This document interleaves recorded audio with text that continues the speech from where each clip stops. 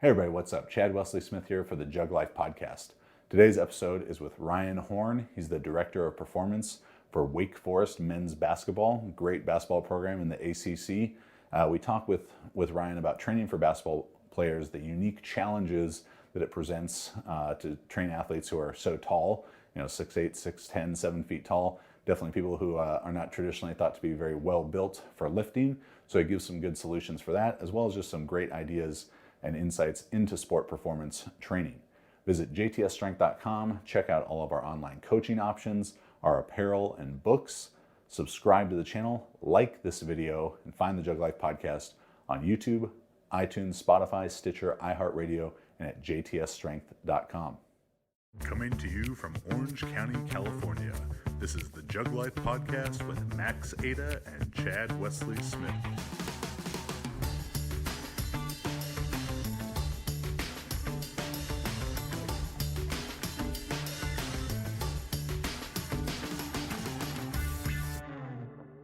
All right, Ryan Horn, how you doing, buddy? Doing well. Thanks for having me. So we're here at the lovely Mamba Sports Academy in Thousand Oaks, California, for their first annual, I'm assuming what will become an annual event. And you're all the way out here from North Carolina, where you're the Director of Basketball Performance at Wake Forest. So tell me a little bit about your coaching journey. What brought you to Wake Forest? It's been a long path, but a relatively unorthodox one. Starting off in the field, kind of behind the eight ball, not a big network, not really a college weight room to kind of work in once I finished playing. So getting your foot in the door, I've been blessed to only have 4 stops. I've heard that you're not a real coach until you get fired. I have not got fired yet, so I'm still waiting on that one to come. Hopefully it doesn't happen too soon. But yeah, before Wake Forest, it's kind of been a different path. I started out at Robert Morris University with Todd Hammer and did my first internship there. Went to Virginia Commonwealth University, was there for 5 years and worked with a variety of Olympic sports, and had the opportunity to go to University of Tulsa to work with basketballs and football, and that was like kind of the next logical step, after being at VCU. And then, were you a basketball player yourself? No, not at all. Actually, I played football, track and field in high school, and that would have thrown me off, because when Corey told me that he was a basketball player, that threw me off as well, and it would have surprised me even more. And that's part of the whole unorthodox path, right? So you and I have some very similar life stories. I also grew up in the Husky section, so I also it was very clear from the beginning of what sports, whether it was baseball, football, and then shot put and discus when I got in high school. It was very clear of what I was going to be able to do. But then again, being in college, trying to play football, I became much better at training for the sports than I was at them at that level. And it kind of led to what I ultimately wanted to do since I was in 10th grade of high school, which is coach and train athletes at the college level. So that's kind of how it all matched up. Then I left the University of Tulsa, almost 6 seasons now. I'm on my 6th season at Wake Forest, and it's the place I've been the longest of any point in my career. So, I'm really grateful for the opportunity. So working with basketball players, it's such a unique population in a couple senses. One, basketball doesn't seem to have training and lifting weights is not a big part of their sport culture. Mm-hmm. And then you get the athletes who are probably most ill-suited to lift weights. They have the opposite body type of what you want to do. So the first part of that, combating that kind of non-lifting, non-training culture of basketball, how do you go about that with the Demon Deacons? Yeah, all the cons that you kind of mentioned were all the attractions for me. Never being a baller myself, it's one of those things where the unique, biodynamic, bioenergetic, and biomotor demands of basketball, they have to be extremely gifted athletes, and they have to be able to do these things in a lot of ways that no other athlete really faces. So I think the culture piece of it, thankfully, due to the NBA, due to Instagram, due to social media, you're seeing kids come into programs more where physical preparation is something they're really excited about. I can see it when kids come on campus and and they're looking at schools, like that's a stop that they want to have now, and that's a discussion that they want to have. So I think it's starting to trickle down from the NBA down to the college level, where guys are really starting to embrace it. And that's, you think, a thing of them seeing in scouting reports, like this guy has an NBA body, NBA exactly. ready body. 100%. Like no one wants to be labeled as a guy that you can bully, and you got pro bodies, and they have that opportunity to basically, it becomes like, what can you withstand? Like you have this skill, and even the college, physique or the college body compared to an NBA body, you just see such a higher level of skill and athleticism at the NBA level, but not as much push in college where you're really trying to see people physically change. Like it's a different maturation period, and I think it's really cool to be a part of that and to take guys that I think not necessarily are against it, they just haven't been exposed to it. So I spoke about that earlier. Like they're just very low training age, and they haven't really had a chance to really train and go through a physical preparation program, because a lot of what they do is with workout guys and skill coaches. Yeah. So even what they would classify as workouts are still basketball. So I think that's a transition you got to help them make. Do you see basketball athletes conflating the idea of like sport specific and technique practice a lot, where they're like trying to load the sport movements? They're putting a weight vest on to do different stuff. Do you see that as being like a real problematic thing for basketball players? Yes, especially like early on in the training process when you should be, focusing on, general exercises, and then kind of, striving down from general to specific as we would do it. There's a fascination with specialization. There's a fascination where, will this carry over to the court? And they have to understand and learn that you have to have the physical resources and capacities and tools to do those movements first before you work on really making them transfer or making them stick. So I think it's that education piece. But yeah, they're definitely fascinated, and they really romanticize the whole idea of you can attach a band to anything. You can put a weight vest on for anything. And it's just really taking a step back and like, listen, like this is what we're going to do. There's a time and a place for that. But overall, we got to look at where we invest our money or our time and what's going to give us the biggest return. So dealing with, athletes who are 6'6", 6'8", 6'10", 7 feet tall, they've been running up and down a very hard surface for the last 5 to 10 years of their life. By the time you see them, you're getting presented with a lot of unique challenges. Mm-hmm. And so what are some things that you focus on for exercise selection and being able to work with these guys who don't necessarily fit in well to like traditional powerlifting, weightlifting movements? Yeah, and I think it's the first things first. You have to be able to put them in a position to be successful. And I think that when it comes to, let's say, everybody's fascinated with squatting tall athletes, and tall isn't necessarily an excuse. If they're able to get into positions, whether it's using elevated heels, mm-hmm. whether it's using slant boards or wedges, to help them find their balance in the squat. What I notice with basketball players, they struggle to find balance in the squat just due to how they're built, how they move. Their benders, not so much like triple flexion, they bend at the waist. Mm-hmm. And it's like that every time they come in. And it seems to clean up when you can put them in a mechanical position that allows them to utilize what they already have. So you see guys really start to feel better when they're getting that synchronized triple flexion, full range of motion, really putting them in a position to be successful. You see those things really improve. And then too, like a lot of them, you can really load that hinge with them. So what we try to focus on in the summer is anterior chain dominant. When we're not on the court as much, we can push the squat a little bit more, still push the hinge. But then once we get in season, we kind of really focus on loading that hinge movement as our main load, for instance, for the central nervous system or the lower body, and then just greasing the groove with the squat, like keeping it really clean, really fluid, and just keep our athletes moving well. And I think that's a longer term process, but as we talked about before, it's like the short money, long money. Like, where are you going to put your money? And I think it just takes more time, and people usually don't adapt as fast as they want them to. So then they get frustrated, like, we're not doing it. Like, you're just too tall. And there's some kids that really have issues with it, but I think a lot of it just works from the foot up. If you watch our guys move, watch them squat, when they come in, I mean, they're walking around, they got gloves on their feet, and they really have no feel for what they're doing. A lot of that goes back to how we cue them and how we load them, but I do think the ability to have those check downs and those audibles to pick movements that match where they're at right now and kind of meet them where they are, knowing what you ultimately want to achieve. So to go back to, you said that they've got gloves on their feet. Yeah. So by that you mean they've been wearing these basketball shoes to do everything. Yep. So the big toe doesn't flex and their ankles don't move the same way. So that's got to be step one in correcting these guys' movement from the feet up. What are some things you like to do with these guys to get their feet and ankles moving better?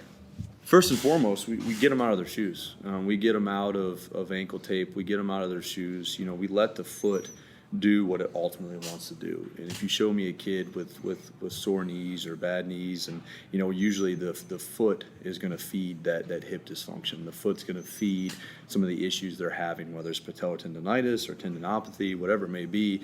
A lot of these issues are generating from the body finding a way to do things. So when we say with gloves on, we're talking more about the intrinsic muscles of the foot, like the sensory properties of the foot, like being able to feel the ground and know what you need to be able to do. I mean, I think these are some of the things where we compare it, like with that continuum, like we talked about this morning, like you want spring, but you don't want sledgehammer or wet noodle. So it's like finding this optimal level of stiffness and function within the foot to allow it. And Cal Dietz really spoke to this, and it kind of really resonated with me. It's you build this big motor, but we don't have the tires to be able to use the horsepower and put it into the floor. So the ability to use pushing peak eccentric force for the lower leg, like with flywheels, and for direct calf work, and for doing things that really load that foot to give it what it needs to be able to manage those forces, I think it's huge. So for us, like first 20 minutes of session every single day, like a lot of our rhythmic skipping, all of our warm up, all of our human first stuff, all of that is barefooted. And you talked about the surface. I also think the surface is huge. Like we spend minimal time on the court. We spend a lot of time on field turf, grass, and we also periodize those surfaces over time to kind of play with that structural load to kind of figure out what we want to be able to do. So I think it's definitely a multi-prong approach, but I don't think the answer is need a wall stretch for 3 to 5 reps. If get guys on the wall, let's do some ankle mobilizations, then we're good. I think it's way more integrated than that, and the fact of their ability to feel what they're doing and then moving that. I think that's the big thing for us, is just getting them out of their shoes safely and effectively and using movements that tax the foot, and then just making them cognizant of it. We do different drills every day. Pick your big toe up. All right, just left big toe, pick your toes up, keep the big toe down. Like just getting them to realize they have feet. And I think that's been huge for them to be able to conceptualize that. So with looking at the different strength movements and giving these 6'10" guys strength stimulus, something that I always promote to coaches working with sport athletes, not strength sport athletes, is that the movement is more of a category than a specific exercise. That, exactly. Like how much they can squat, who really gives a shit? It's how well do they run and jump, and so finding the quote unquote squat movement pattern is more effective, rather than being locked into barbell squat or front squat is the best thing. Do you have some movements there that you find to be successful more often than not with very tall athletes, basketball players? Yeah, I think the one great thing about basketball, you alluded to it before, they're not attached to numbers. So in a lot of sports where you're trying to drive the squat up, back, there's not that traditionalist approach and very pragmatic of like you got to use these lifts, clean squat, bench, whatever it may be. So like you don't have to really knock down those walls, which is cool. But yeah, like what we try to look at is like if we're teaching like the barbell itself, we haven't used a barbell back squat in a long time. We use safety squat bar. We do utilize some front squatting. Those are 2 barbell related lifts that I think really fall within our program and what we're trying to do. We do a lot of flywheel squats on the K-box, both harness and with belt. That's probably one of our preferred squat options, just because you do get that peak eccentric force, you do get that flywheel, so you're able to overcome that inertia and work with an athlete that usually lacks the ability to put force into the ground.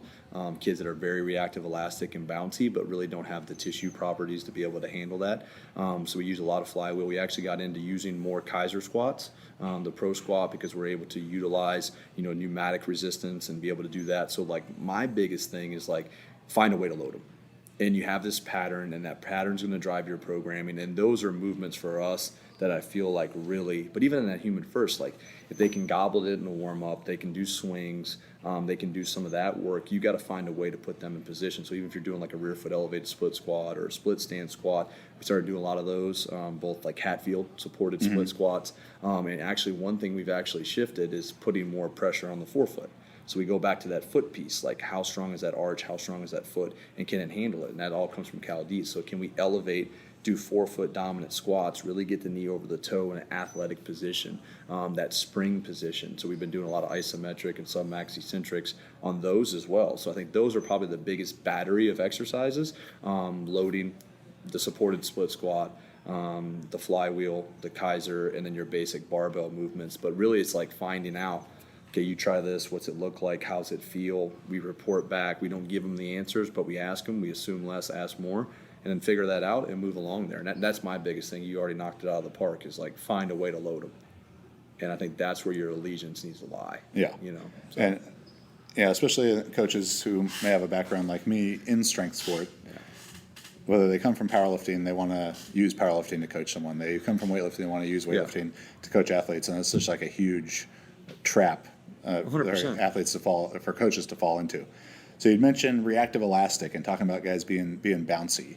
If there's one universal thing among basketball players, volleyball players as well, as a big population I worked with for a while, they all want to jump higher. Oh, 100%. And it's kind of crazy when you look at it's jumping high is associated with basketball players.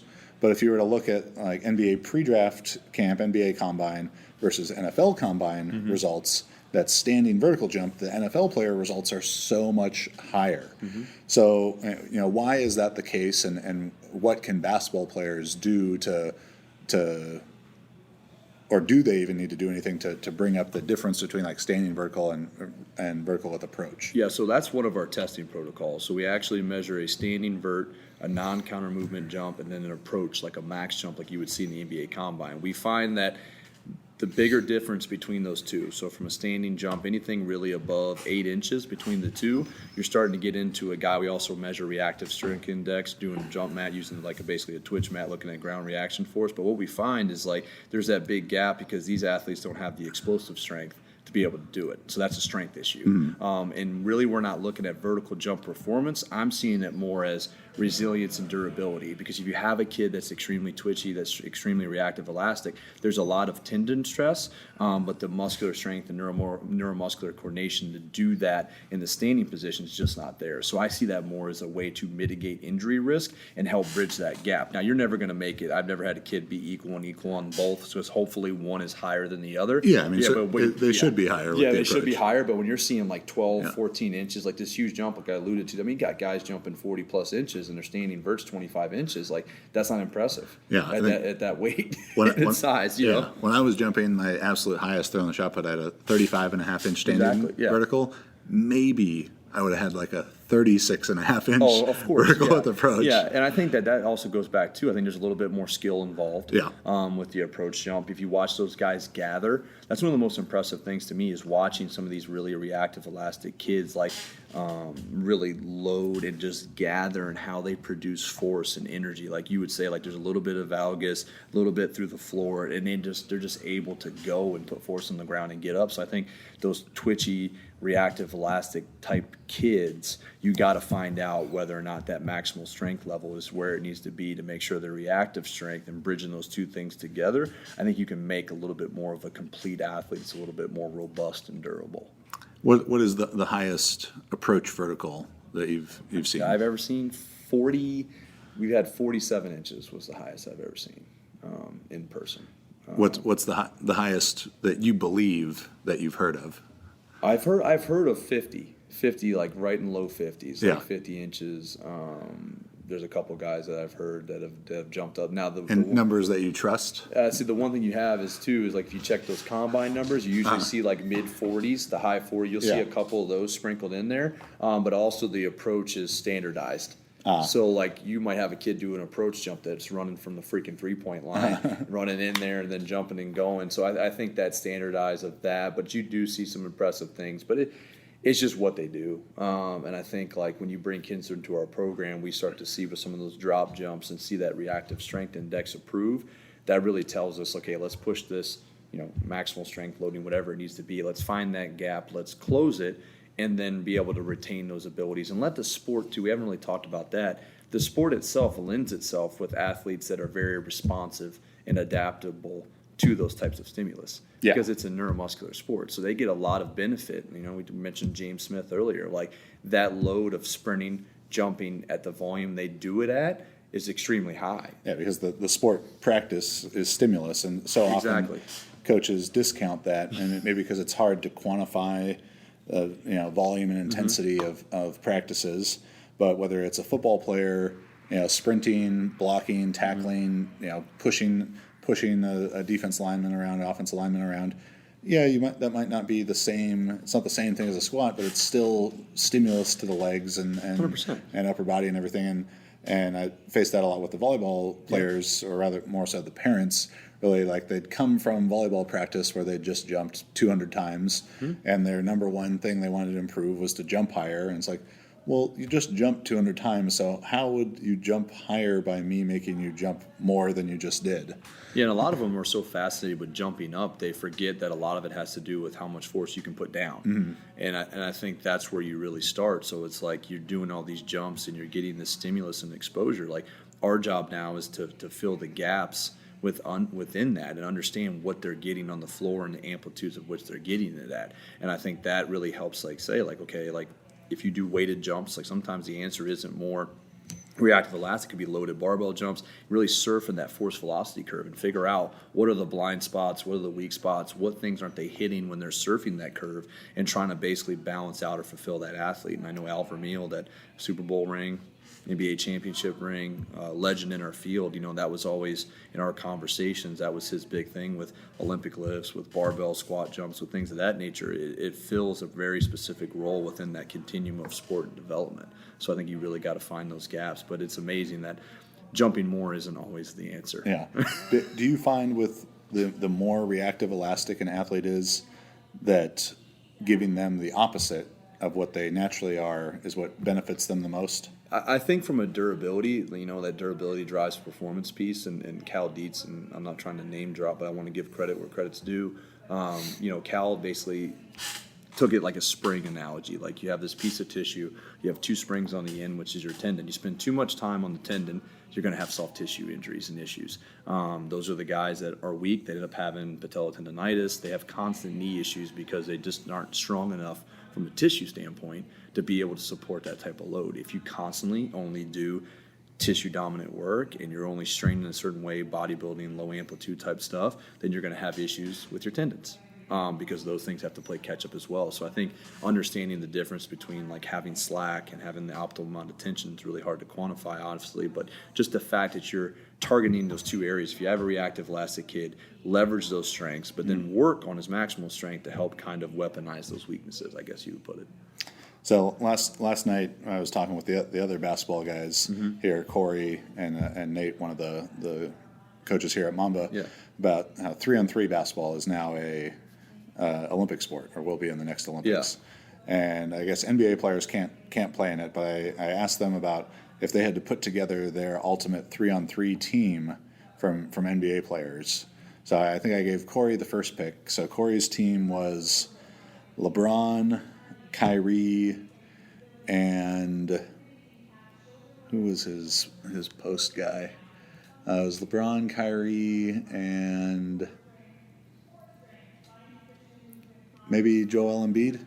And then and Nate's team was Jamal Murray, KD, and Anthony Davis. Yeah.